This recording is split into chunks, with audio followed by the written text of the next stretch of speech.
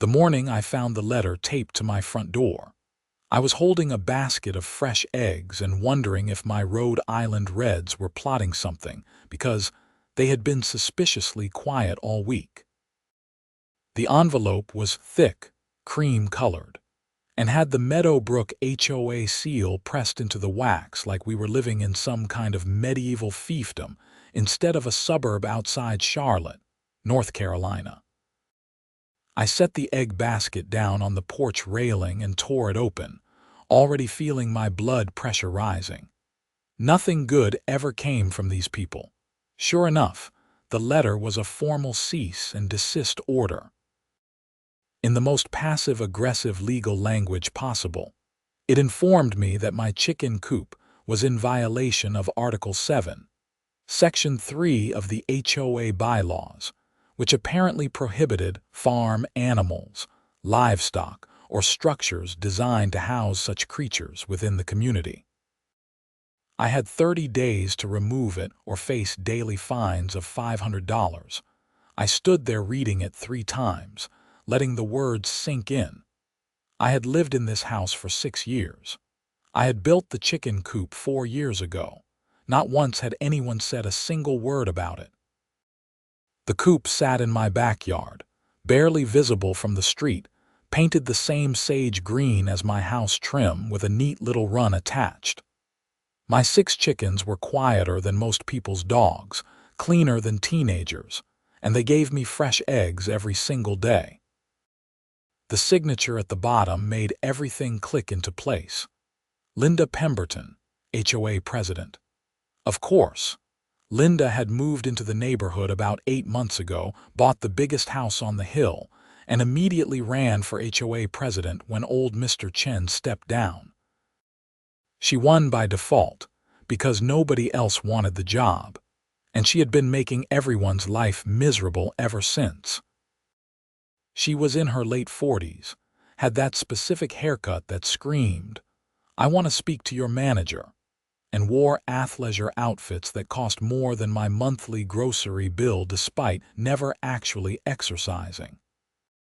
I walked around to my backyard, past the garden where my tomatoes were just starting to ripen, and looked at the coop. It was a beautiful structure, honestly. I had spent 3 weekends building it from scratch, watching YouTube videos and measuring everything twice.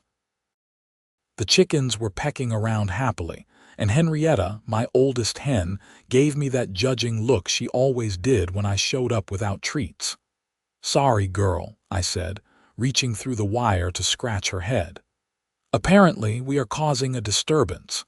My phone rang. It was my neighbor, Pete Russo, calling from next door. I could see him standing on his deck, waving at me. "Did you get one too?" he asked when I picked up. "Get what?" "A letter. Linda sent me one about my garden shed being 3 inches too close to the property line. Says I have to move it or tear it down." I walked over to the fence separating our yards. Pete was a good guy, a retired firefighter who spent his days woodworking and growing vegetables that he handed out to half the neighborhood. His shed had been there for a decade.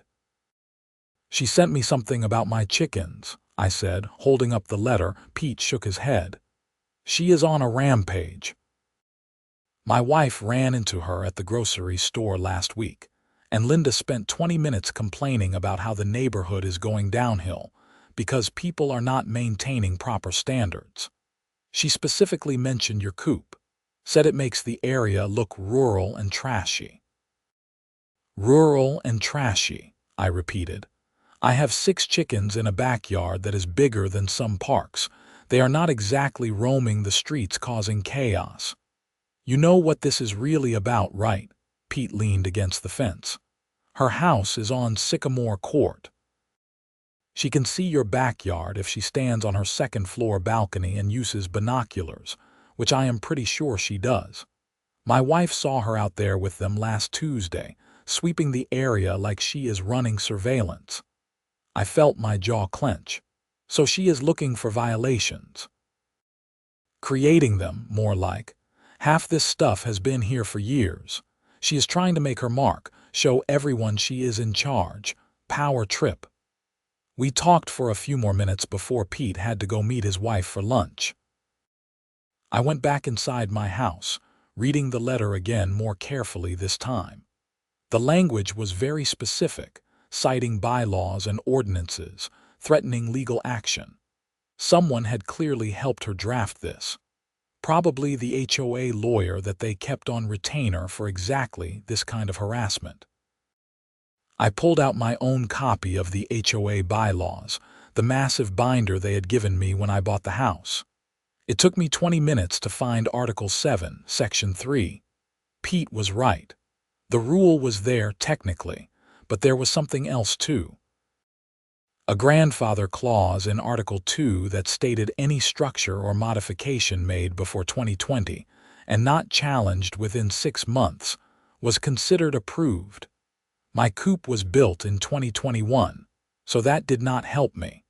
But the rule itself had some interesting loopholes. It prohibited farm animals and livestock. Chickens, I had learned years ago when researching this exact issue, were classified as poultry in North Carolina law, and in many municipalities, they were considered pets rather than livestock if kept under a certain number and not for commercial purposes. I spent the rest of the afternoon researching. The Meadowbrook HOA bylaws deferred to local ordinances when their own rules were vague. The Charlotte area had actually revised its poultry rules 3 years ago, specifically allowing backyard chickens under certain conditions. No roosters, limit of 10 birds, certain coop standards for sanitation and distance from neighboring houses. I met every single requirement. By evening, I had a plan. I drafted a response letter citing the local ordinances, the classification of chickens as pets rather than livestock, and requesting a hearing before the HOA board. I sent it certified mail the next morning. Linda called me that afternoon. I was at work, managing the warehouse for a plumbing supply company, when my phone lit up with an unknown number. "This is Ethan Davis," I answered. "Mr. Davis, this is Linda Pemberton from the Meadowbrook HOA." Her voice was sharp, clipped, like she was talking to someone particularly stupid. "I received your letter. That was fast. I stopped by the post office. I am calling to inform you that your request for a hearing is denied. The bylaws are clear, and there is no ambiguity here. You have farm animals on your property, and they must be removed." I switched the phone to my other ear, stepping away from the noise of the forklift. "Actually, Linda, there is quite a bit of ambiguity. Chickens are not classified as farm animals or livestock under local law when kept in the manner I keep them. They are pets. The HOA bylaws defer to local ordinances. That is your interpretation. It is the law's interpretation. I am happy to present my case to the full board." There was a long pause. I could practically hear her grinding her teeth. "Fine. The next board meeting is in 3 weeks. You will have 5 minutes to present, but I am telling you now this decision is final. We will see about that." She hung up without saying goodbye. I went back to work feeling pretty good about myself. I had the law on my side, a reasonable argument, and 3 weeks to prepare. What could go wrong? The answer came 4 days later when I got home from work to find a notice posted on my front door. An inspection had been scheduled for my property. The HOA was sending someone to evaluate the coop for health and safety violations. The inspection was set for the next afternoon, and my presence was not required. I called Pete immediately. "Can they do that? Just come into my yard without permission. Check your HOA agreement. Most of them have a clause that allows inspections with 24 hours notice. It is technically your property, but you signed away certain rights when you bought into the community." He was right. I found it buried in the documentation.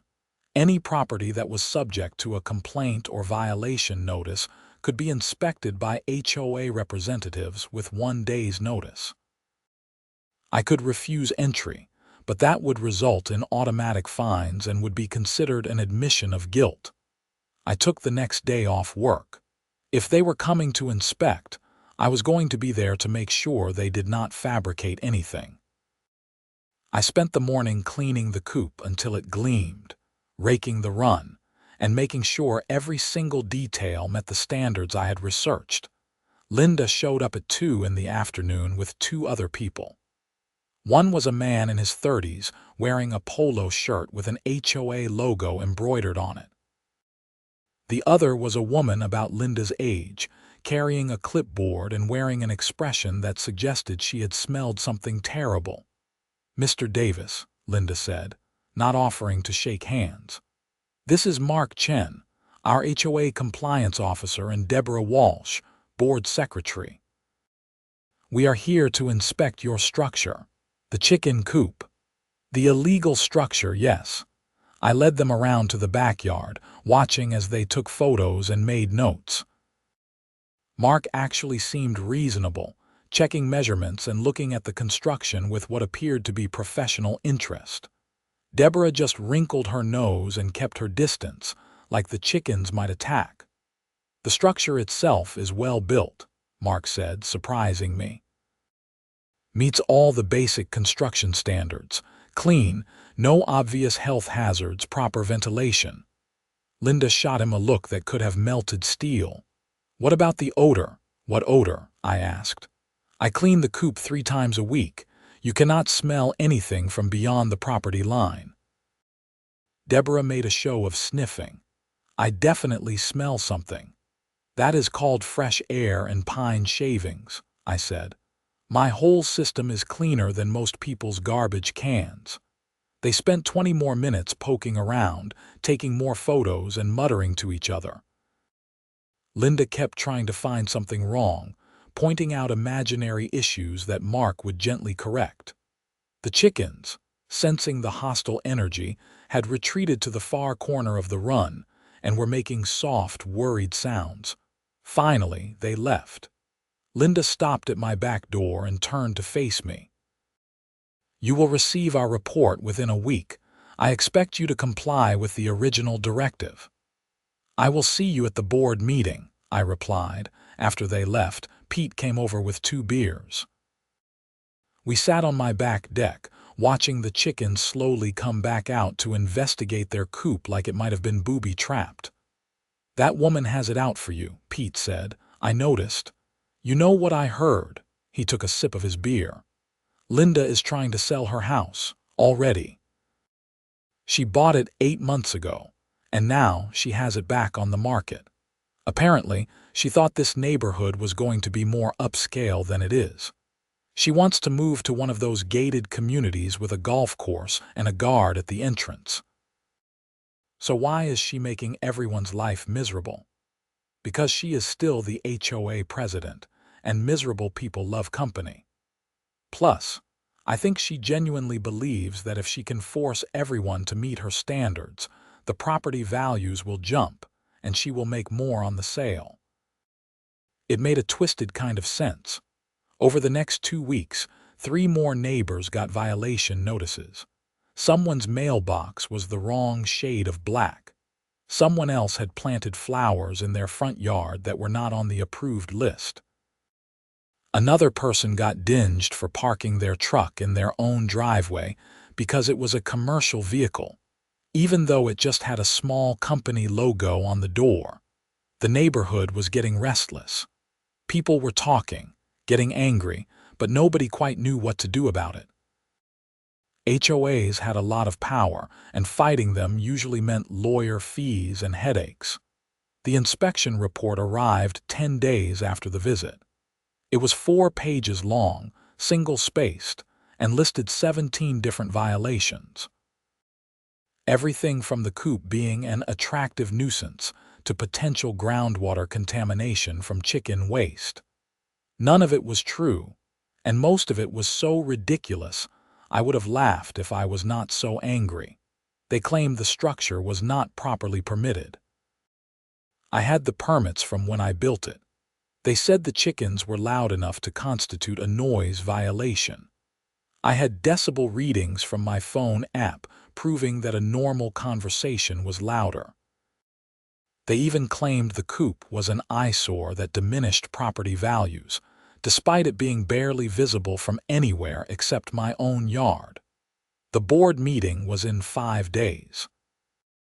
I prepared a presentation, printed out all my documentation, and even got a statement from my next-door neighbors, an elderly couple named the Johnsons, saying they never had any issues with the chickens and actually enjoyed getting fresh eggs every week. The meeting was held in the Clubhouse, a building at the center of the community that was supposed to be for resident events, but was mostly used for HOA business and the occasional birthday party. I showed up 15 minutes early and found the parking lot already half full. Apparently, word had spread about what was happening, and people wanted to watch. Inside, the main room was set up with a long table at the front where the board members sat. Linda was in the middle, flanked by Deborah and 3 other board members I vaguely recognized. Rows of folding chairs faced them, and about 30 residents were already seated. Pete was there with his wife, Maria. The Johnsons had come. Even some people I had only waved at in passing were in attendance. I realized that this had become about more than just my chickens. This was about Linda's reign of terror, and people wanted to see someone stand up to her. The meeting started with the usual boring stuff. Minutes from the last meeting, financial reports, discussion about repaving a section of sidewalk. Then Linda cleared her throat and looked directly at me. We now move to enforcement actions. Case number 2025-07, violation of Article 7, Section 3. Mr. Davis, you have 5 minutes to present your case. I stood up and walked to the front of the room, setting my folder down on a small podium they had set up. I had practiced this, but my heart was still racing. Thank you for the opportunity to speak. I am here because I received a notice to remove my chicken coop, which I built 4 years ago and which has operated without any complaints until recently. I want to address the HOA's concerns and explain why I believe the violation notice is incorrect. I went through my points methodically. The local ordinances that classified backyard chickens as pets, the standards I met for coop construction and bird numbers, the grandfather clause that should have applied if anyone had actually cared about this years ago, the fact that multiple neighbors had provided statements supporting my chickens and confirming there was no nuisance. Linda kept trying to interrupt, but Mark Chen, the compliance officer, kept quietly telling her she had to let me finish. I could see some of the other board members looking uncomfortable, like they had not expected an actual defense. Finally, I said, I want to address the inspection report. It claims 17 violations, but every single one is either factually incorrect or based on a misinterpretation of the rules. I have documentation here proving that the coop was properly permitted, that the noise levels are well within acceptable limits, and that there is no health hazard. I am not running a farm. I am keeping 6 pet chickens in my backyard, which local law explicitly allows. I finished with 30 seconds to spare and returned to my seat.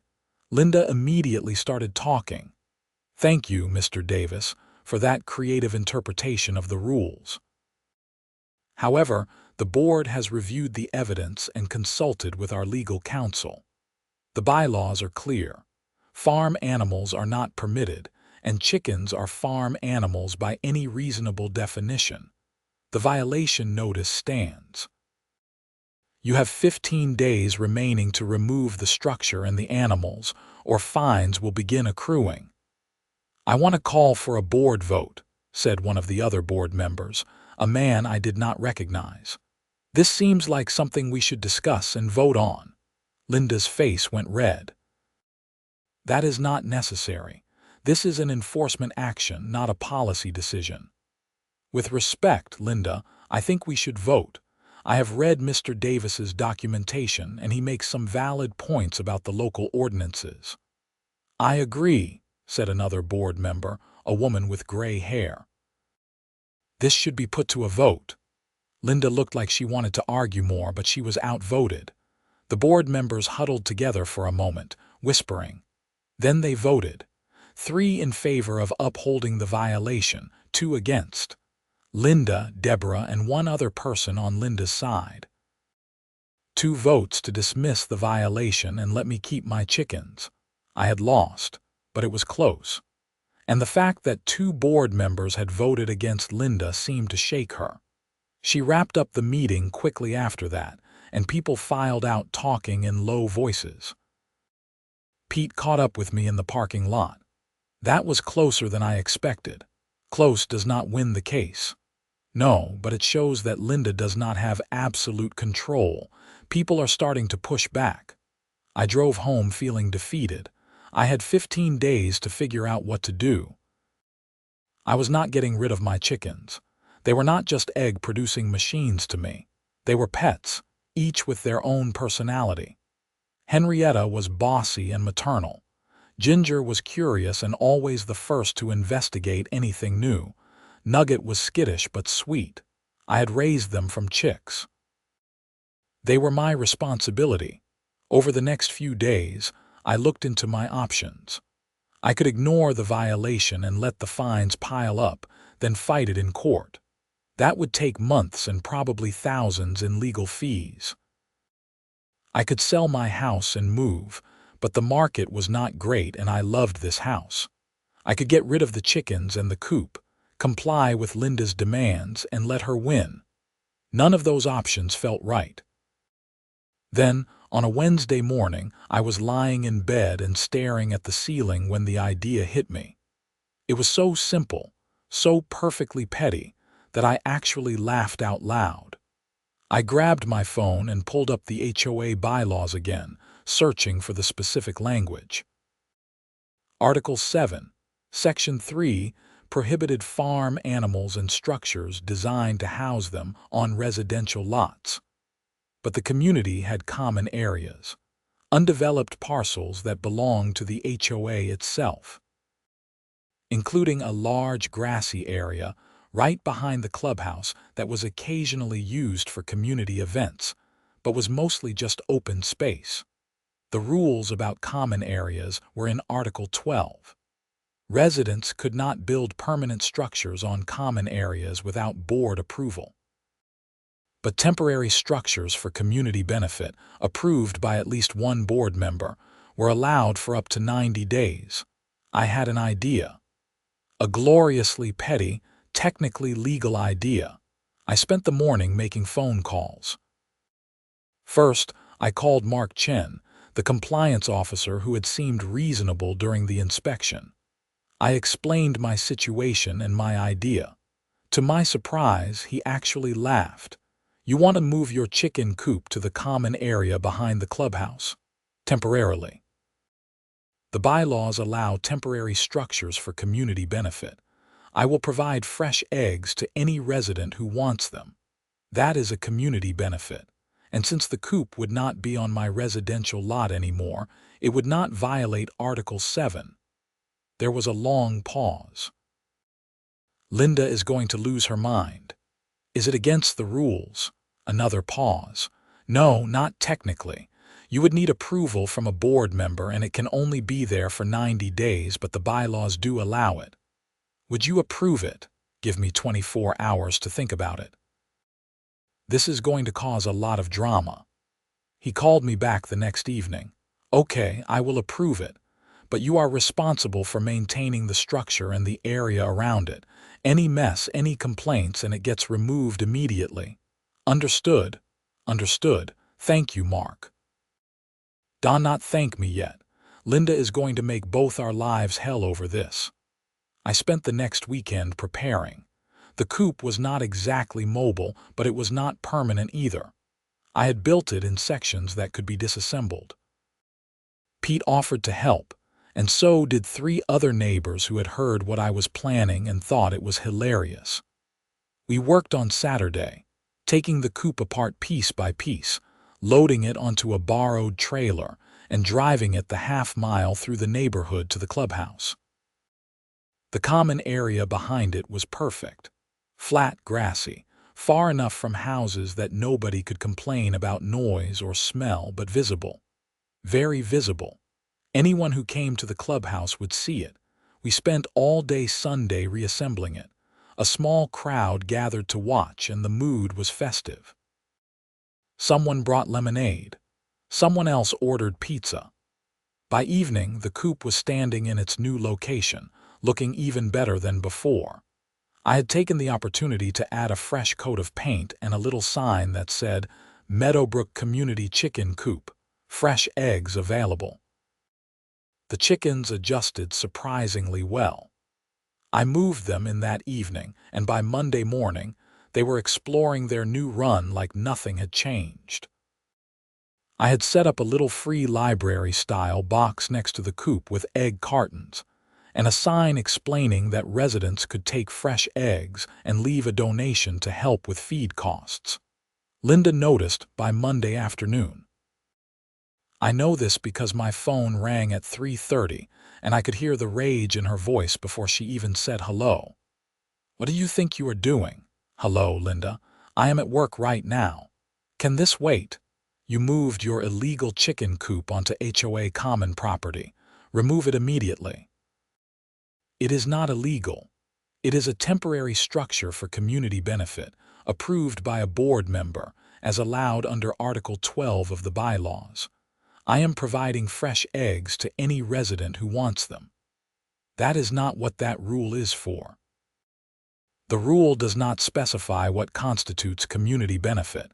Fresh eggs seem pretty beneficial to me. I am calling an emergency board meeting. This ends now. She hung up.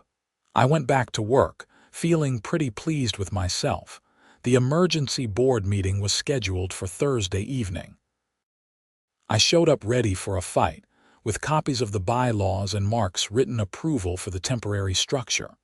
The clubhouse was even more packed than the last meeting. Apparently, my chicken coop rebellion had become the most exciting thing to happen in Meadowbrook in years. Linda was practically vibrating with anger as she called the meeting to order.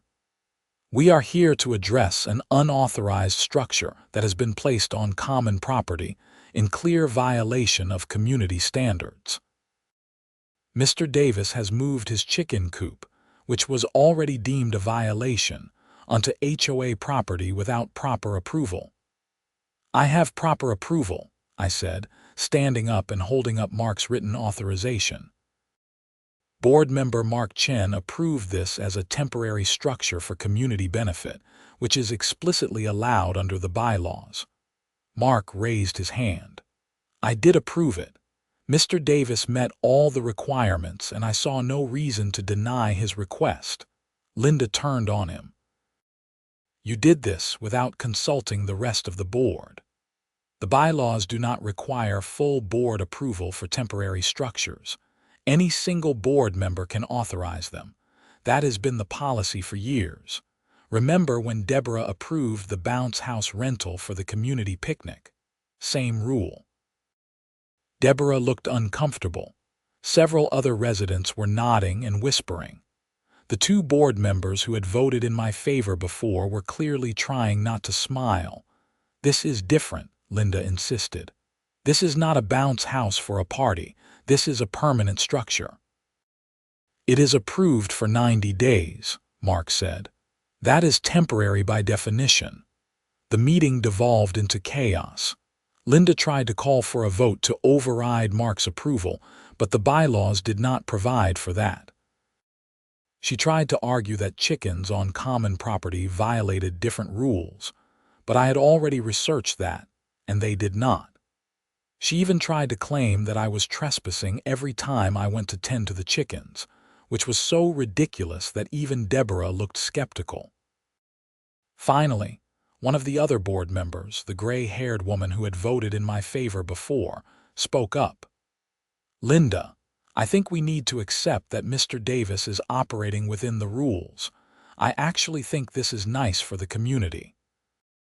My grandchildren love visiting the chickens, and I have been getting fresh eggs. It is bringing people together. Bringing people together. Linda's voice was getting shrill. It is making us look like some kind of rural farm community. Property values are going to plummet. I think you are being dramatic, the woman said calmly. The meeting ended without any resolution. Linda could not get support to remove the coop, but she also made it clear she was not giving up. She promised to consult with the HOA lawyer and find a way to fix this situation. I left feeling victorious. The coop was staying, at least for 90 days, and in the meantime, something unexpected was happening. People were actually using it. Every morning, the egg cartons in my little box disappeared and were replaced by donations. Residents started stopping by to look at the chickens. Parents brought their kids to learn about where eggs came from. The grassy area behind the clubhouse, which had always been empty, was suddenly becoming a community gathering spot. Pete and Maria started bringing their coffee there in the mornings. The Johnsons started taking daily walks just to check on the chickens. Even people who had never spoken to me before would wave and thank me for the eggs. Linda hated every second of it.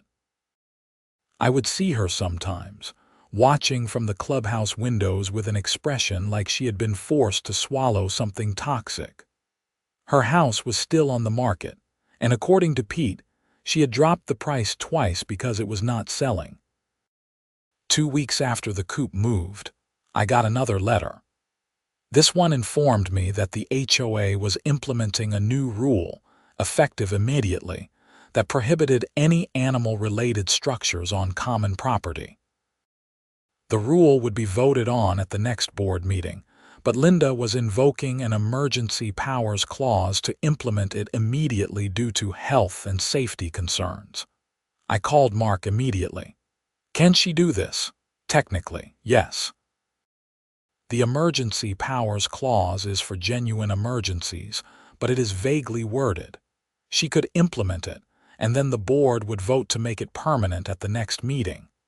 When is the next meeting? 3 weeks. And if the board does not vote to make it permanent, then it expires and things go back to how they were. But Ethan, she only needs 3 votes and she has 3 board members who usually side with her. You are probably going to lose this one. I thanked him and hung up, thinking hard. I had 3 weeks before the vote. 3 weeks to change minds or find another solution. I was not going to just give up. That weekend, I did something I had not done before. I went door to door in the neighborhood, talking to people. I explained the situation, showed them the bylaws, and asked for their support. Most people were sympathetic. Many were dealing with their own HOA harassment from Linda and were happy to help. By Monday, I had a petition with over 60 signatures from residents who wanted the chicken coop to stay. I also had something else. 3 residents who were willing to attend the board meeting and speak in favor of the chickens during the public comment period. But Linda was not sitting idle either. She sent out a mass email to all residents, painting the chicken coop as a health hazard and claiming that the eggs I was providing were not inspected and could make people sick. She cited vague health codes and implied that I was operating an illegal food distribution operation. It was complete nonsense, but it scared some people. I started getting fewer visitors to the coop. The egg box stayed full longer. Parents stopped bringing their kids. I contacted the county health department myself to get ahead of the issue. A very nice inspector came out, looked at my setup, and confirmed in writing that I was not violating any health codes. Backyard chickens were legal, and sharing eggs with neighbors was not considered food distribution requiring inspection. I posted his letter next to my egg box and sent copies to every resident. The tide started to turn back in my favor. People realized Linda was making things up, and that made them angry. The neighborhood Facebook group, which I barely used, lit up with arguments. People took sides. It stopped being about chickens and became about whether Linda had too much power and was abusing her position. Things got weirder. One morning I came to feed the chickens and found that someone had put up caution tape around the coop, the kind you see at crime scenes. I took it down. The next day, there was a sign that said "Danger. Biohazard" stuck in the ground nearby. I removed that too. Linda was escalating, but she was also getting sloppy. She sent another mass email claiming that the chickens were attracting rats. 3 different residents immediately replied with photos showing that the only wildlife in the area were the usual squirrels and birds that had always been there. One person pointed out that the HOA's own dumpster area near the clubhouse was a much more likely rat attractant than my well-maintained coop. The day before the board meeting, something happened that changed everything. I got a call from Mark Chen, and he sounded worried. "Ethan, you need to check on your chickens. I just got a call from a resident who said something looks wrong." I was at work, but I left immediately, making the 15-minute drive in 10. When I got to the clubhouse, I found a small crowd gathered around the coop. My stomach dropped. The gate to the run was open. All 6 chickens were gone. I felt sick. These were my birds. I had raised them, taken care of them, and now they were missing. I looked around frantically, checking the nearby bushes and under the deck of the clubhouse. What happened? I asked the residents who were standing there. An older man I recognized but did not know well spoke up. "I was walking my dog about an hour ago and saw the gate standing open. I did not see any chickens. I called Mark right away. I spent the next 2 hours searching." Pete came to help, and so did a dozen other residents. We combed the area, checked nearby yards, and asked everyone we saw if they had seen chickens wandering around. Nothing. Finally, as the sun was starting to set, I sat down on the grass near the empty coop, feeling defeated. This was not about the HOA anymore. This was about living creatures that depended on me, and I had failed them. Maria came over with her phone in her hand. "Ethan, you need to see this." She showed me the neighborhood Facebook group. Someone had posted a video from their home security camera. The footage was from that morning, showing the area behind the clubhouse. At 8:15 in the morning, a figure approached the coop. The video quality was not great, but the person was clearly wearing a gray tracksuit and had blonde hair cut in a familiar style. Linda. The video showed her opening the gate, going inside the run, and then leaving. The angle did not show what happened to the chickens, but it was clear that she had been there and had deliberately opened the gate. I felt rage building in my chest. She let them out. She did this on purpose. "Keep watching," Maria said. The video continued. About 10 minutes after Linda left, another figure appeared. This person was carrying something large, a box or crate. They went to the coop, spent several minutes inside, and then left carrying the crate, which now appeared heavier. The second person was harder to identify because they were wearing a baseball cap and sunglasses, but they walked to a car parked on the street. The license plate was partially visible. "Can you read that plate?" I asked. Pete squinted at the screen. "Looks like DHW and then maybe 423. "That enough to report? We are calling the police," I said. "This is theft. She stole my property." We went to the clubhouse and I called the non-emergency police line.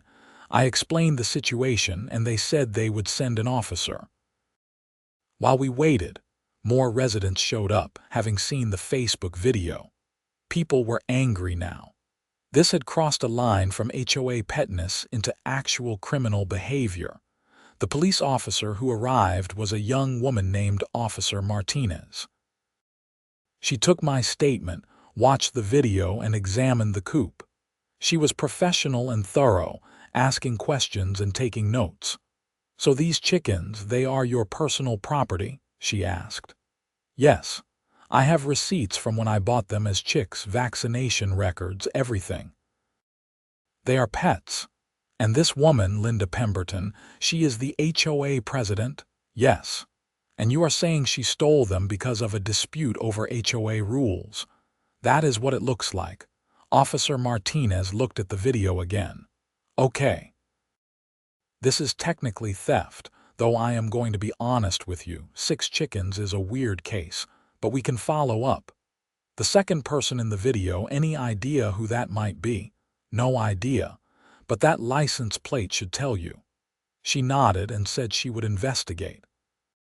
She took the video file and left, promising to follow up within a few days. I went home that night feeling hollow. The chickens were gone. Even if the police found them, there was no guarantee they would be okay. Chickens are fragile. Stress can kill them. They need proper food and water and shelter. Who knew what conditions they were in now? The next morning was the board meeting. I almost did not go. What was the point? But Pete convinced me that I needed to be there, needed to confront Linda publicly with what she had done. The clubhouse was packed. It seemed like half the neighborhood had shown up. People were standing along the walls because all the seats were full. Linda was at the front table with the other board members, and when I walked in, her face went pale. The meeting started with normal business, but you could feel the tension in the room. Finally, Linda got to the agenda item about the new rule prohibiting animals on common property. Before she could say more than a sentence, I stood up. Point of order. Before we discuss this rule, I need to address something that happened yesterday. Linda looked flustered. This is not the time for public comment. My 6 chickens were stolen yesterday. There is video evidence showing you, Linda, opening the gate to the coop. Then another person, unknown, removed my chickens. I have filed a police report. This is theft and you are involved. The room erupted. Everyone started talking at once. Linda was shaking her head, looking around wildly. That is ridiculous. I did not steal anything. I was checking on the coop because I had received complaints about the gate not being properly secured. I was ensuring the safety of the animals. By opening the gate and letting them out, I closed the gate when I left. If someone else came after me, that is not my fault.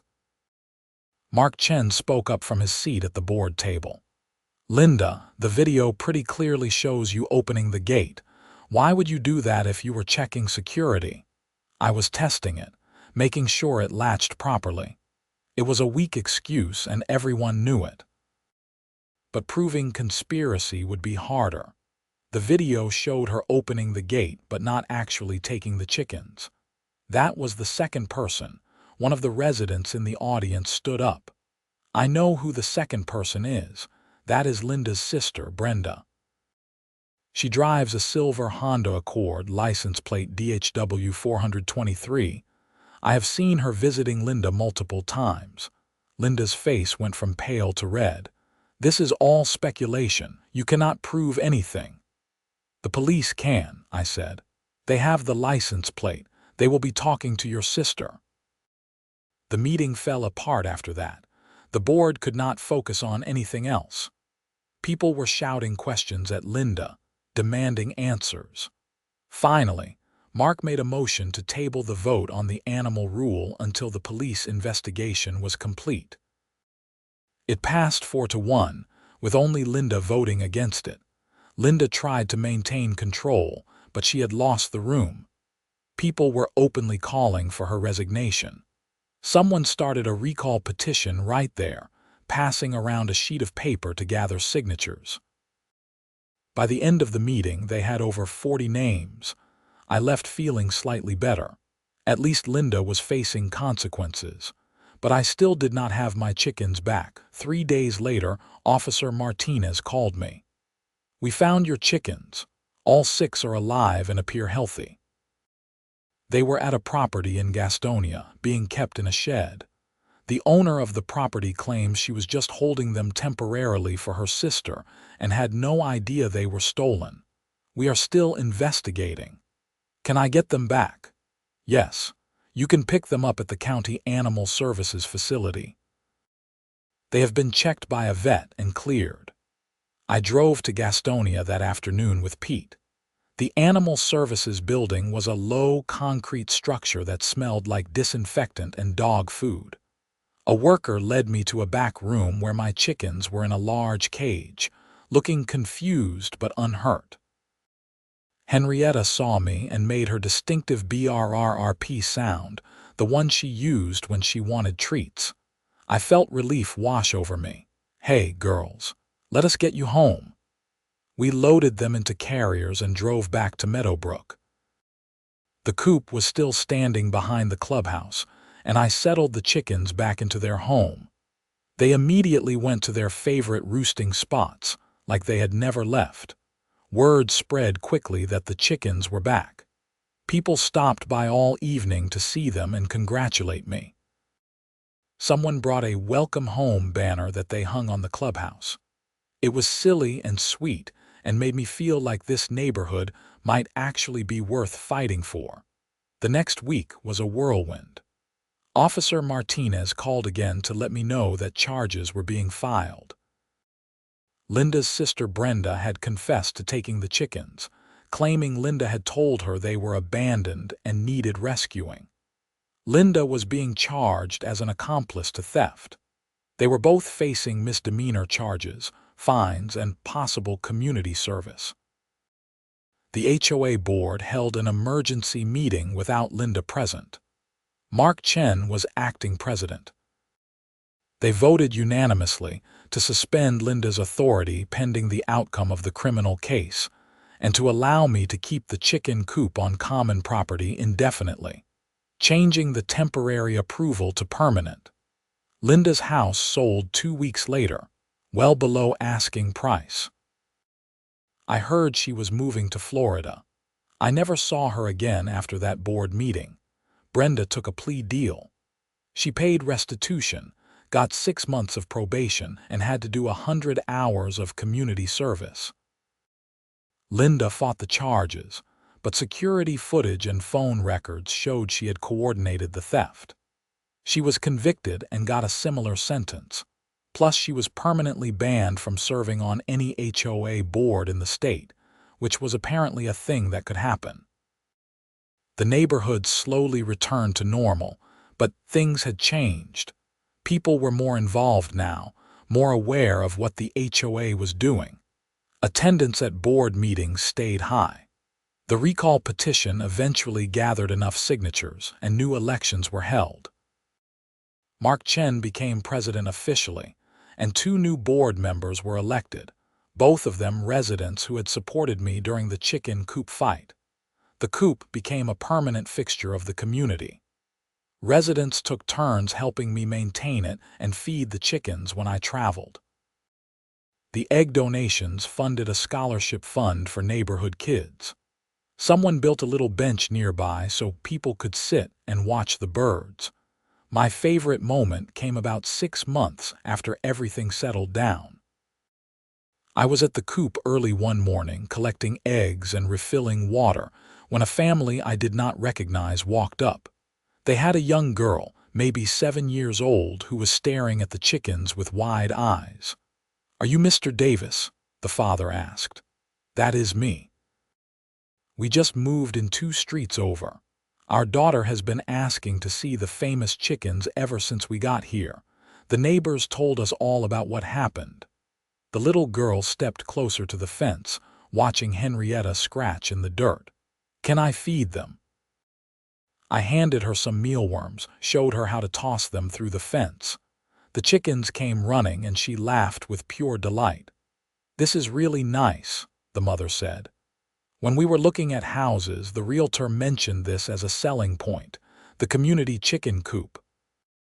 She said it showed that this was a neighborhood where people cared about each other and did not let petty rules get in the way of what matters. I felt proud hearing that. What had started as a fight against an overzealous HOA president had turned into something bigger. Something that brought people together. I still live in Meadowbrook. The chickens are older now, laying fewer eggs but still enjoying their days in the sun behind the clubhouse. I built a second coop next to the first one and got some younger hens, and I am teaching a few neighborhood kids how to care for them, hoping to pass on the responsibility someday. The HOA still exists, but it is different now. Mark runs it with actual common sense. They focus on maintaining the community amenities, keeping the streets safe, and helping neighbors connect. No more harassment letters. No more surprise inspections looking for violations. Sometimes I think about Linda and wonder if she ever understood what she did wrong. Probably not. People like that rarely do. They see rules as power instead of tools for making things better. They would rather tear things down than build something that brings joy. But I learned something important through all of this. Communities are what we make them. If we let small-minded people control everything, we get misery. But if we stand up, if we push back against nonsense, if we find creative solutions to stupid problems, we can create something worth having. And sometimes, the best revenge is not revenge at all. It is building something so good, so positive, that it makes the person who tried to tear you down completely irrelevant. My chicken coop is still there, right behind the clubhouse where Linda used to reign.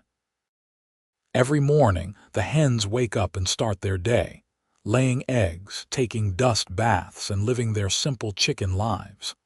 And every morning, neighbors stop by to say hello, collect breakfast, and spend a few minutes in this little pocket of peace we created together. Linda wanted me to get rid of my chickens because they did not fit her vision of what the neighborhood should be. Instead, the chickens became the heart of the neighborhood, bringing people together in ways she never could. That clubhouse she was so proud of, the symbol of her HOA authority, now looks out onto a chicken coop that represents everything she hated: community, kindness, and the idea that sometimes the rules need to bend to accommodate what actually matters. I won that fight not by being louder or meaner or more stubborn than Linda, though maybe I was all those things.